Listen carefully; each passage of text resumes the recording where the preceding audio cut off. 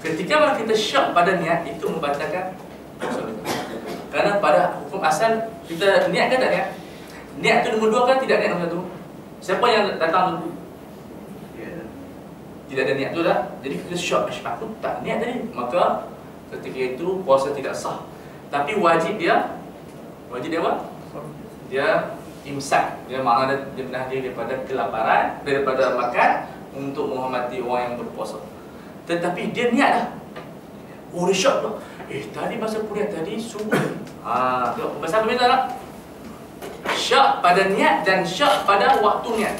Dia niat, tapi syak. Sebenarnya aku syak tadi asal lagi. Ketika itu kita katakan sah. Kerana apa? Al-aslu hukum asalnya waktu itu malam masih dekat. Perbezakan tak? Mudah? Dalam bagus, yang kita bagus, yang kita sedar, semuanya okey, positif lah. Bapak adalah kam tu Papa. Okey. Jelas tak macam mana? Nanti nak tengok muka lah. Tapi yang lupa lah blender, susu, kurma. Siapa di Mekah kita pesan bawa blender. Nanti kita nak beli susu, blend dengan kurma. Masya Allah sedap. Kita itu susu di Malaysia blend dengan susu di Mesir ataupun di Arab Saudi. Susu di Malaysia tak ada kelas. Tak rasa apa, teman. Mango pun mango miskin. Kalau kita tengok nilai tebu, mango di Malaysia tu taraf orang miskin. Sebab apa? Dia cair. Lebih kurang ayam ni je, ayam acak. Baik, ayam acak ni longkang. Hukum hakam selesai.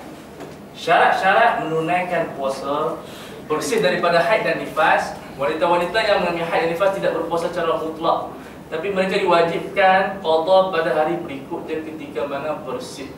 Okey, ini boleh qada pada bila-bila waktu. Kemudian iqamah, puasa tidak wajib ke atas orang bermusafir. Okey, ini masalah yang penting, musafir. Bila kita boleh buka puasa bagi orang musafir? Sebelum subuh kita bertolak ke selepas subuh? Mazhab Syafi'i berkata sama seperti sembahyang Jumaat, siapa yang nak buka puasa dia kena keluar sebelum subuh. Dia kena keluar sebelum subuh. Ini mazhab muktamad. Tapi yang diamalkan di Malaysia tanpa diingkari oleh ulama, keluar pergi berapa orang musafir kita buka puasa. Ini adalah pendapat Imam Ghazali dan juga pendapat Hanafi. Ini diamalkan di Malaysia, boleh kita amal. Memang dah amal lah, betul tak? Kita puasa, tiba-tiba kita musafir, mungkin bagian dapat seller, dia pergi Terengganu, nampak pukul ekor, Allahu Akbar. Jus oren pula, 1 kilo, 1 liter. Boleh pakai tak? Kita makan dia bedal saja, tak ada masalah apa. Kerana mazhab yang diamalkan di Malaysia, mereka menggunakan mazhab Imam Ghazali, iaitu boleh berbuka pada mana-mana tempat kita musafir, sama ada kita keluar sebelum subuh ataupun selepas subuh. Jadi nanti insya-Allah bila nanti musafir, tapi saya pesan baca jemaah insya-Allah masa nak ke pertama buka, tak payah puasa. Sebab kita telah bayar berbagai RM4,000. Ya, ya. Kita 8 jam memang kita tak penat duduk atas kapal terbang, tapi bayar RM4,000 tu makanan dalam tu sedap. Nasi, lauk ayam, fresh orange boleh ambil sampai 10 kali. Kalau tak malu minta. Jadi ya, saya membincangkan dari sudut kerugian sebab kita nak kapal terbang sekali. Jadi kalau tak buka memang boleh. Ada seorang naik Emirates dia punya lembu, kambing dan beef dia sedap. Boleh tak buka? Okey semua. Ketika itu kita khususkan bagi orang kapal terbang buka kalau belanja kita terlalu tinggi. Kalau nak buy express RM40 tu tak apalah. Madiah sikit kan. Baik. Selesai maksudnya bila kita musafir, pada mana-mana waktu kita musafir kita boleh berbuka. Baik. Ini tak perlu untuk baca mohon raja. Okey, ini yang penting, perkara-perkara yang membatalkan puasa. Yang pertama, memakan dengan sengaja walaupun sedikit. Walaupun sedikit, melainkan makanan yang ada di celah-celah gigi yang kita kadang-kadang tak sedar ataupun suka nak dibuang. Lepas gigi, aku makan, itu dimaafkan. Sebab apa? Itu benda yang kita rasa di syaqqah, ada kesusahan. Yang kadang ada benda kecil, itu dimaafkan. Tapi kita tengok sikit, kita pergi masuk dalam mulut kita rasa macam orang perempuan, dia masak chef, dia tengok, garam, zubir. Walaupun sedikit itu batal, tapi yang ada celah gigi itu dimaafkan.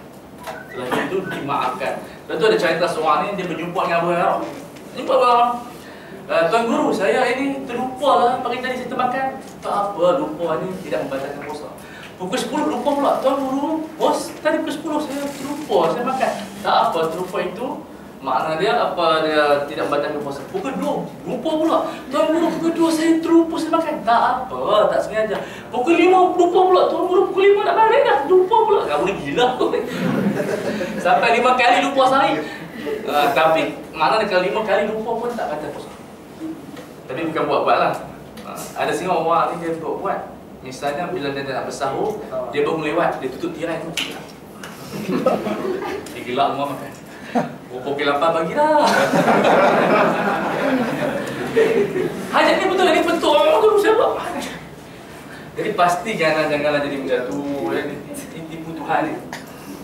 Jadi makan dengan sengaja, termasuk ubat-ubatan, termasuklah benda-benda yang rokok, walaupun menghisap rokok sedikit. Jadi siapa yang hisap rokok sekejap berhenti. Okay. Kalau tengok pun tak apalah. Rokok ni, kalau tengok buku tu dia ada exhaust. Dia punya apa dia bahan dia. Kemudian racun tipui. Mana makanan semua tak ada lazat. Jadi saya yang hisap rokok tu saya ucap syabas. Kerana rokok ni membina daya kekuatan anggota badan yang kuat. Dalaman kita semua hitam dan bagus.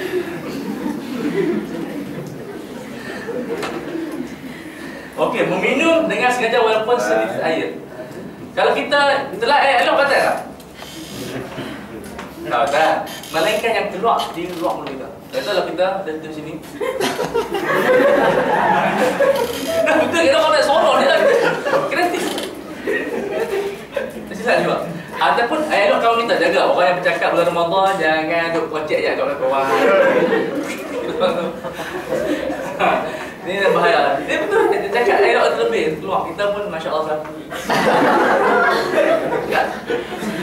Dia menyebutkan jerawat kita lah, jerawat kita. Ayat elok orang membatalkan termasuk gelema yang keluar di zahir mulut kita. Tapi kalau gelema yang jatuh itu tidak ada masalah. Sikit-sikit itu tidak ada masalah. Kalau pidah pusat ni subhanallah. Oh sedap kan. Apa nak perhatikan telan gelema tu semua buah. Semua pernah telan gelema betul tak? Sedap kan? Dia rasa masin sikit. Saya rasa semua di sini pernah makan tak hidung dia. Sedap betul tak? Kecil-kecil tu ada meleh kan? Wan. Sedap kan? Kalau pun dalam apa dia pisah dalam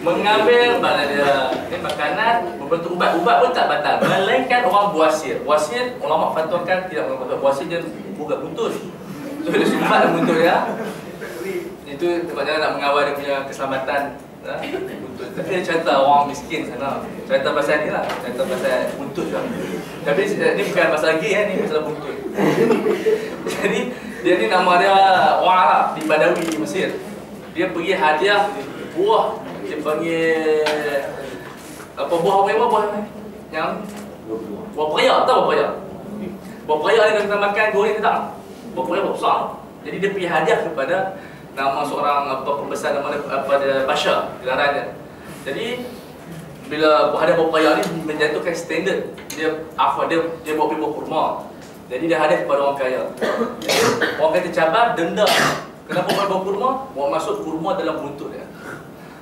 Okey, dia kata apa? Alhamdulillah. Buat masuk lagi? Alhamdulillah. Buat masuk lagi? Alhamdulillah. Pasal apa kamu sebut Alhamdulillah? Kawan saya nak orang berkaya lagi besar lagi kalau nak masuk buntut kan. Jadi konsep orang bersyukur itu sebab dia melihat orang lain. Jadi orang perempuan tak faham. Ini standard dia akal tinggi sikit.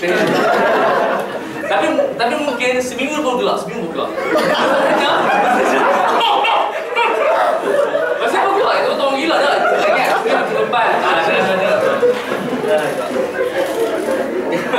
Kemudian berjumlah bercukup walaupun tidak keluar air mani. Ini masalah penting ya. Itu pasal chemistry. Kadang-kadang berlaku iaitu bila dia bersetubuh azan. Apa perlu dia buat? Dia teruskan kan? Dia sampai ke bakal kan. Dia teruskan ataupun dia cabut kemaluan dia. Maka di sini bagi orang yang meneruskan perjuangan dia. Ini untuk orang yang tak kahwin tentukan di atas. Dia khas untuk orang berkahwin. Kalau dia bersetubuh isteri dia azan, kalau dia meneruskan pada persetubuhan dan perjuangan dia itu, puasa dia batal tapi tidak kena kafarah. Kerana dia melakukan benda itu sebelum dia waktu fajar. Okey, tetapi kalau dia cabut dengan segera tidak batal. Sama seperti tengah makan. Makan azan, kita ludah. Batal tak? Tidak batal. Telat? Sikit. Itu batal. Sama konsep dengan berjima. Kalau lupa, dia lupa. Dia lupa. Dia jima istrinya. Bangun, puasa banyak. Batal tak batal? Tidak batal. Ini konsep pada sama dengan makan dan juga minum. Rogol batal puasa. Yang dirogol juga batal puasa. Ada sih. Saya cerita ni, walaupun tapi sini ni fakta yang tepat. Okey, cuma sebagai satu tambahan, orang yang merogol wajib, mandi wajib, dan orang yang dirogol pun mandi wajib. Tak boleh, maksud dia merogol dia, walaupun dia jahat tapi dikenakan mandi wajib kat atas. Orang yang dirogol pun dia kena mandi wajib. Menitiskan ubat dalam telinga, ini pendapat masyhur dalam mazhab Syafi'i. Kalau kita sakit telinga, kita letakkan ubat, itu batal. Melainkan pendapat Ibnu Hajar Al-Haytami, dia menyatakan pendapat ataupun seseorang yang memasukkan ubat ke dalam telinga tidak batal puasa. Jadi dia boleh bertaklid. Kerana kalau tengok kajian saintifik, telinga kita tak sampai ke dalam. Dalam mazhab Syafi'i ada dua pendapat. Cuma kita mudahkan pada orang, kadang kita gaul telinga. Sedap. Itu insya-Allah tidak batal. Tapi kalau orang yang nak pegang batal itu hak dia. Cuma kita katakan bahawa Ibnu Hajar Al-Haytami menyatakan air yang masuk ke dalam telinga ataupun ubat tidak membatalkan puasa. Kerana apa? Dia tidak sampai ke dalam mulut. Oh, mata pula orang bertanya, mata macam mana kita letak air mau, kita letak sebagainya, kita rasa di leher kita ubat. Maka di sini ulama Syafi'i menyatakan itu bukan rongga yang terbuka. Rongga yang tertutup, maka puasa tidak batal. Teruskan sahaja. Sebab dia kena bezakan rongga mengikut istilah medik dengan rongga itu istilah para fuqaha. Jadi orang yang letakkan di sini ataupun perfume, dia rasa sejuk masuk ke dalam, itu tidak membatalkan puasa. Kias kepada apa? Mandi. Mandi ulama tidak mengatakan batal puasa. So sama dengan konsep-konsep menitiskan air mata. Kalau menangis sama. Perkara yang tidak membatalkan puasa terupa, kemudian makan celak itu juga membuat suntikan. Okey, siapa yang dialisis, siapa yang insulin, semua tidak batal. Dia panggil yang batal yang masuk, bukan yang keluar. Tapi yang masuk pun pada rongga yang tertentu. Sebab tu derma darah dan memberi darah, menderma darah dan mengambil darah tidak membatalkan puasa. Malam hari puasa katalah kita insya-Allah terbiu buat bersama dengan hospital pendermaan darah, bukan darah. Jadi sebab bawang Sami Biru itu kita dah menggerakkan semua menderma darah. Jadi itu Sami Biru dia cakap tak fasih. Kita nak betulkan. Jadi tengok di sini pendermaan darah tidak membatalkan puasa dan tidak makruh sekiranya masyarakat. Saya ada bagi salah dan diluluskan oleh Majlis Fatwa Kedah, iaitu kalau masyarakat perlukan derma darah, sebab di hospital saya katakan, di hospital Al-Ustaz saja sehari kita memerlukan hospital memerlukan sehari 150 unit. Satu unit secara kebiasaan dia dapat menyelamatkan 3 nyawa. Satu unit darah untuk pack itu dapat menyelamatkan 3 nyawa. Itu di Al-Ustaz, mana perlukan 150 unit. Kalau tanya hospital Singapura, saya rasa saya ada 300 sebab orang di sini accident je. Lebih banyak daripada di Kedah. Jadi kalaulah orang minta derma darah, kita bagi tidak ada makruh, bahkan mendapat pahala insya-Allah. Walaupun kepada orang Cina, "Hai Ustaz, orang Cina makan babi." Makan babi pun itu dia punya masalah. Kita derma tidak akan mendapat pahala di sisi Allah Subhanahu wa taala. Kemudian sekiranya orang itu berjunub ataupun dia bermimpi waktu siang, tidak batal puasa. Dia bermimpi waktu siang. Batal tak batal? Itu tidak batal kerana mimpi luar kawalan. Tapi kalau onani itu batal. Kalau tengok gambar porno, tiba-tiba keluar mani, batal tak batal? Di sini berlaku khilaf di antara ulama. Tapi pendapat yang dia terkuat tidak batal sebab dia tidak menyentuh dilihat. Misal orang isteri dia cantik, isteri aku, tu keluar mani, batal tak batal? Tapi kalau dia meraba bini. Saya minta maaf, saya ni seorang pemalu. Kalau tanya semua pada hari saya terpaksa mengeluarkan semua sifat-sifat pemaluan saya itu. Kalau kita pegang isteri kita tanpa berlapis, keluar air mani, itu batal puasa saya tuan. Tapi kalau berlapis pakai tudung, Itu tiba-tiba dia tak dapat kontrol keluar air mani, itu tidak batal. Karena dia berlapis. Kenapa? Berlapis tak nampak kita waktu berasmara, maksud berkasih sayang. Tapi kalau dia buka semua pakaian, itu lain punya alamat dia. Baik, itu kena ambil perhatian. Tulis saya elok. Ini orang mengandung ni muntah dengan tidak sengaja, walaupun melalui mulut. Itu tak melalui apa? Oh, kita tumbuh dia kot. Tumbuh itu keluar muntah. Jadi, mesti ada mulut. Bukan cerita penting lah. Jadi, kalau kita muntah dengan tidak sengaja, misalnya orang mengandung, itu tidak batal. Tapi kalau dia masuk jari, dia masukkan jari ke dalam mulut dia untuk muntah, itu batal. Sebab apa? Dia ada sakit baki bagi kita keluar ni, insya-Allah selalunya sakit baki najis ada dalam leher kita, dan akan masuk ke dalam perut kita. Ya, apa lagi? Perkara yang makruh, ni rasa makanan untuk orang yang masak. Dia rasa itu makruh walaupun dia mudah, tanpa sebarang keperluan dorat. Dorat ni mungkin ubat atau sebagainya, ataupun tahnik. Tahnik anak sikit elok, itu mungkin tidak makruh. Punya getah. Itu saja, tapi lebih elakkanlah. Tapi semua orang dia letak ais.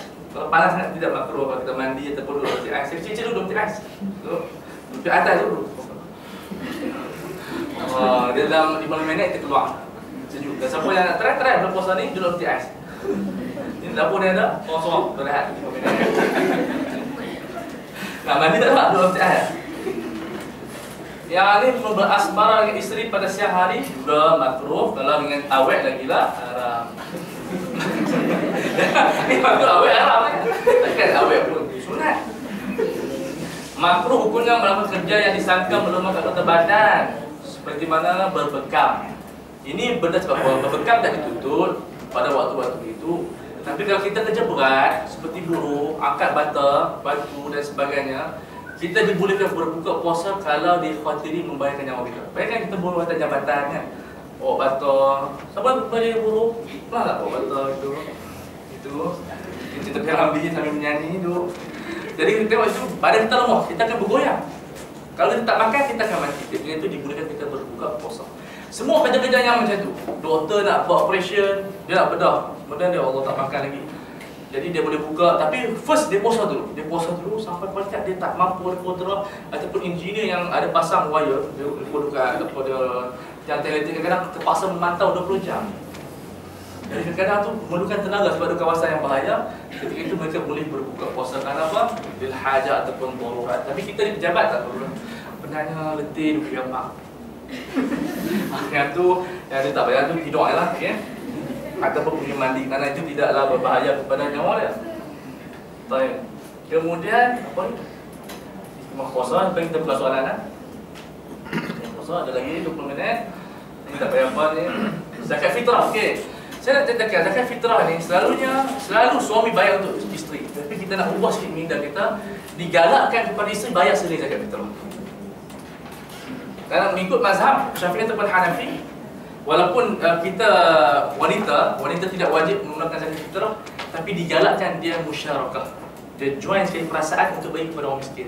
So hari ni insya-Allah isteri-isteri, Kak Yus, Kak Aisyah, jangan harapkan suami dia bagi sendiri kat orang miskin.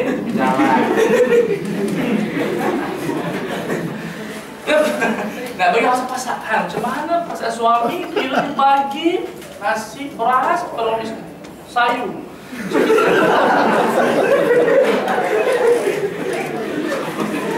Lewat kalau jadi Edi Putra ni. Tuhan kasih. Jadi kita boleh bagi beras, kita boleh bagi duit. Tapi kita prefer sama sekali bagi duit lah. Sebab beras kita tengok orang miskin tu rumah dia papai, bagi beras berapa tahun rumah dia. Kena buat pula rumah dia. Sampai 30 kilo. Rumah dia tu sama besar yang bayar. Kita bagi beras. Ini masalah kan. Baik, jadi kita galakkan wanita keluarkan sedekah, tapi untuk lelaki. Okey, ini ada problem. Lelaki yang baligh, mengikut mazhab Syafi'i, kalau ayah dia nak bayar zakat kepada dia student lagi, kena minta izin dia. Sebab dia baligh. Ini mazhab Syafi'i. Mazhab Hanafi tak apa. Kalau kita tak mampu tetapi ayah kita nak bayar zakat kepada kita, kena minta izin daripada kita. Lelaki, perempuan tak ada masalah. Kita sekarang ni yang dah bekerja wajib bayar sendiri. Dan anak-anak lelaki yang balik, ayah bayar untuk kamu ah. Okey, ayah bayar. Kenapa? Anak lelaki ni dia punya kewajipan yang mencari rezeki umur 15 tahun. Pada basic. Jadi anak lelaki lain daripada orang perempuan, selepas tak berkahwin, ayah dia akan bayar. Tapi saya preferkan walaupun ayah bayar, tahun ni insya-Allah kita bayar sendiri. Sudah kerja, bil handphone bayar sendiri. Kereta bayar sendiri. Zakat ayah tolong bayar ya. Ini nampak yang manja ya. Jadi kita tak nak manja, bayar sendiri insya-Allah dapat pahala banyak. Tidak diwajibkan kepada orang lelaki mengeluarkan zakat kata anak lelaki yang balik. Tengok. Juga kata isinya walaupun mereka adalah sama kaya. Jadi mazhab Hanafi Nabi Syafi'i adalah wajib. Ini adalah sunat lah. Tidak diwajibkan seorang lelaki mengeluarkan zakat untuk kedua orang tua yang miskin. Tapi galak. Ayah kita miskin, mak kita miskin, digalakkan kita bayar untuk mereka, tapi tak wajib. Sekiranya setelah itu kewajipan berpuasa seperti sakit dan haid tidak sama sekali menggugurkan kewajipan zakat. Jadi orang yang lumpuh, bukan kita tak nak berpuasa dah, umur 65 tahun ke atas, kita minta ambil duit dia untuk dia bayar fidyah dalam masa yang sama dengan lupa zakat fitrah. Okey, bila bermula wajib zakat fitrah? Bila waktu maghrib. Kesannya pada dalam mazhab Syafi'i, pada Hanafi waktu subuh, tapi mazhab Syafi'i waktu maghrib. Kalau orang itu mati sebelum maghrib, kita kena bayar zakat fitrah dah. Misal izhar, innalillahi wa inna ilaihi raji'un. Insya-Allah akan datang. Semua kita akan kembali pada Allah. Jadi kalau meninggal sebelum maghrib, apa yang berlaku? Kita kena bayar zakat dah. Tak kena. Tapi kalau meninggal selepas maghrib, kita keluarga kena bayar zakat untuk izhar atas kematiannya. Melahirkan anak, siapa nak melahirkan bulan insya-Allah? Dia melahirkan anak sebelum maghrib. Kena zakat fitrah tak? Kena zakat fitrah sebab anak dia akan jumpa maghrib. Tapi dia lahir selepas maghrib, tak kena zakat fitrah. Saya ulang semula, perbezaan di antara mati dengan orang melahirkan. Mati kalau sebelum maghrib, tak kena zakat fitrah. Mati selepas maghrib, kena zakat fitrah. Melahir anak sebelum maghrib, kena zakat fitrah. Melahir anak selepas maghrib, tidak kena zakat fitrah. Jelas? Perlu diulang pula? Kali ketiga? Kali ketiga. Mati sebelum maghrib, kena bayar, tak kena bayar zakat fitrah. Sebab tak jumpa. Mati selepas maghrib, kena bayar zakat fitrah. Dua-dua dia bayar. Melahirkan anak sebelum maghrib, kena bayar zakat fitrah. Melahirkan selepas waktu maghrib, tidak kena zakat fitrah. Kerana dia berjumpa waktu dah wajib lah. Jadi dia tidak kena. Okey? Jelas?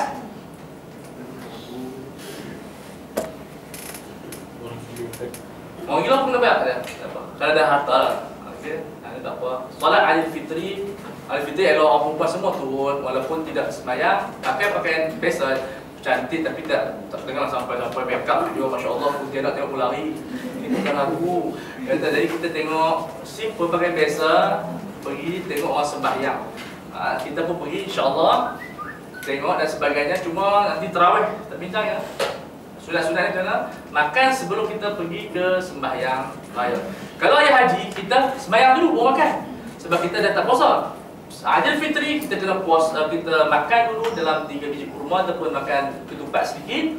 Kita mandi, bersugi. Mandi ni maksud apa? Mandi seperti mandi wajib. Maksudnya kita mandi sunat air raya seperti kita mandi wajib, pakai yang cantik, mengajarkan fitrah yang elok sebelum Aidil Fitri. Tapi zaman sekarang nak cari payah, tolongkan awal. Letakkan senyuman pada orang Islam dengan bergerak awal pada Aidil Fitri. Cuma di Malaysia lambat, di Mesir setengah jam lepas tu dah sembahyang lah. Kita di Mesir, di Jordan sama kan? Jordan, bila habis subuh, kita balik sekejap, asal tak balik dah.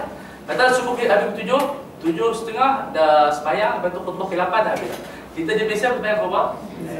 9, malam 3 jam sebab kita makan banyak kan? 10 ya, itu yang panas tu. Tapi insyaAllah nanti kalau siapa-siapa jadi Perdana Menteri, mungkin saya nanti PM, insyaAllah saya akan ubah lah. Kita guling kan, macam Mursi. Tapi kalau setakat dalam biru 150 orang tak payah lah. Boleh kita sembang kat penjara ya. Oh ya, saya tak mau ni. Okey, tidak ada solat sunat sebelum Aidil Fitri, tak ada. Kita sembahyang tu dan tidak ada qada. Siapa yang terlepas Aidil Fitri tidak ada qada. Jadi balik orang siapa ni main doa apa doa lepas tu takbir tu ni. Qada Aidil Fitri tidak ada. Mazhab bau. Allahu Akbar, tidak ada solat. waktu dia bermula selepas 25 minit selepas dia waktu zuhur lah. Antara 15 tu lah, 15 minit 20 minit. Waktu orang kata apa? Dia panggil di sudut apa dia falak, dia panggil apa? Tempoh tu lebih kurang pergerakan apa? Dalam 15 minit lah, 15 minit. Dalam sekali dalam 7 suku dah kita boleh sembahyang ayat lah. Jika kita malas di rumah perempuan, 7 suku kita sembahyang ayat lah. Allahu Akbar. Jadi tak ada halangan untuk kita tak solat di ayat. Afdal berjemaah. Okey, ni ada sahabat saya lah. Cara solat sunat Aidilfitri. Niat, takbiratul ihram, melakukan pujian, itu banyak. Ni mazhab Hanafi afwan 3 kali. Kita Syafi'i 7 kali. Ubah 7 kali. Imam baca Al-Qur'an Rajim, baca basmalah. Kita tengok sunat baca Subhanallah, nanti selalu kita buat. Kemudian sampai ke bawah. Berlainan dengan Syafi'i tambahan sebanyak 7 kali. Hanafi kan kita pergi Pakistan, kita boleh dah 3 kali tadi. 3 kali ya. Jadi kita jangan marah dia pula. Orang Hanafi pun jangan marah kita buat 7 kali. Ada orang takbir 9 kali pun tak. Okey. Jadi kita tengok di sini ini benda yang awsam. Khutbah raya 2 kali juga. Okey, ini kita boleh dengar khutbah. Kemudian solat tarawih. Semua saya cerita solat tarawih. Tarawih ini satu benda yang cerita sedikit. Setengah orang dia tak nak pergi ke masjid, nak minum seorang. Jadi ikut keadaan lah. Pada waktu dia hafiz Quran, dia berhajat kepada mengulang. Tidak mengapa kalau hafiz Quran dia nak sembahyang seorang-seorang untuk dia ulang balik Al-Quran. Jadi benda tu keluasan. Tapi janganlah sampai semua hafiz Quran ni dia tak pergi sembahyang tarawih. Perlu ada orang yang pergi ke masjid untuk melaksanakan tarawih. Tapi setengah ulama mengatakan kalau orang yang ingat Quran dia boleh sembahyang jadi imam di rumahnya ataupun sembahyang seorang. Kerana solat tarawih ini solat yang bukan satu benda yang beri isu pertengkaran di kalangan kita. Boleh sembahyang pada mana-mana waktu. Yang lebih menarik itu permasalahan. Kalau kita musafir, kita sembahyang maghrib dan isyak jamak takdim. Boleh tak selepas kita sembahyang isyak tu kita buat tarawih? Sebab boleh. Sebab tarawih bukan terikat dengan waktu, terikat dengan solat isyak. Mana tarawih dilakukan selepas sembahyang isyak. So kalau kita musafir, kita sembahyang maghrib pukul 7.30, isyak 7.35, 7.40 tu kita bertarawih. Kenapa? Tarawih waktu selepas sembahyang isyak, bukan selepas waktu isyak. Ini berlainan dengan mazhab Hanafi dan Maliki. Jadi kalau siapa yang banyak musafir, macam dia seller pergi ke Terengganu, Pahang, dia boleh pendekatan yang mudah ni. Kenapa? Takkan nak tunggu surau. Jadi selepas waktu maghrib dia buat tarawih siap. So dia boleh balik awal. Ini pendekatan yang kita mudahkan kepada masyarakat. Bukan saya mudahkan, ulama Syafi'i memudahkan kepada masyarakat untuk berinteraksi dengan Allah. Interaksi dengan Allah jangan susahkan. Berinteraksi dengan Allah dengan memudahkan. Kerana Allah suka kepada apa? Inna Allah yuhibbu an tu'ta rukhasuhu kama yuhibbu an tu'ta azaimu. Allah suka orang tu dia datang dalam bentuk mengambil rukhsah Allah. Seperti mana Allah suka pada kita datang dalam bentuk melaksanakan kewajipan Allah. So kita berinteraksi dengan Ramadan, interaksi dengan mudah. Simple, jangan kalut, jangan rasa terbeban, buat yang termampu. Kalau kata sakit kita buka, nanti kita qada balik, jangan rasa bersalah. Sebab dengan Tuhan kita bermuamalah dengan kefahaman, bukan dengan setakat emosi tapi kefahaman. InsyaAllah kalau kita waktu haid misalnya kita 7 suku, tinggal lagi nak azan, baru pada muazzin naik ambil mic, tiba-tiba darah keluar. Jadi kita menangis. Kerana itu interaksi kita dengan Allah, pahala kita dapat, cuma kita sambung Allah. Tak perlu kita nak menangis. Kenapa? Setiap yang Allah jadikan itu ada hikmahnya. So kalau orang yang faham tentang Allah Subhanahu Wa Taala, dia sentiasa berinteraksi dengan kemudahan. Dia tidak menyusahkan kehidupannya kerana Allah Subhanahu Wa Taala Innallaha Ghafurur Rahim. Jadi bagi wanita yang kadang-kadang dia tidak sedar, itu dia satu benda yang hadir daripada Allah walaupun membatalkan puasanya, hakikatnya itu merupakan cara Allah mengajar berinteraksi dengannya dalam keadaan melakukan dan meninggalkan ibadat dalam bentuk melakukan dan meninggalkan ibadat. Malah kita boleh dapat pahala dalam bentuk melakukan ibadat dan meninggalkan ibadat. Melakukan ibadat dapat pahala, meninggalkan ibadat kerana Allah di waktu haid pun dapat pahala. Jadi apa yang kita nak ada masalah dalam jiwa kita?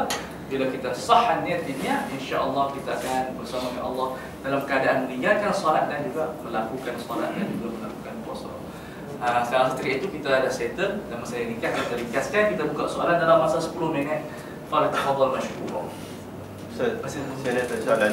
Ada dengar dekat radio dalam soal jawab agama mengatakan kalau kita ada yang ruksah menyebabkan kita boleh qada puasa tu, kita puasa, kita berpuasa macam contoh dekat petebang tadi lah. Kita makan dan kita akan qada dalam bulan-bulan lain. Dia kata kalau kita buat macam tu, kita dia kata tak sama, beza dia kata kita puasa bulan Ramadan tak sama nilai dengan kita puasa bulan selain bulan Ramadan. Ada benda ada pendapat tu, adakah benda tu berdasarkan perasaan sangka ke ataupun ada hadis atau ada dari yang sandarkan? Kalau kita mampu, Tuhan kata wa antasum khairul lakum in kuntum ta'lamun. Puasa lebih baik daripada kamu berbuka. Kalau kamu mengetahui ya, tadi bagi orang yang mampu. Jadi Umar bin Aziz dia ada perkataan saya bagus. Mereka yang mampu berpuasa ketika musafir, dia berpuasa. Siapa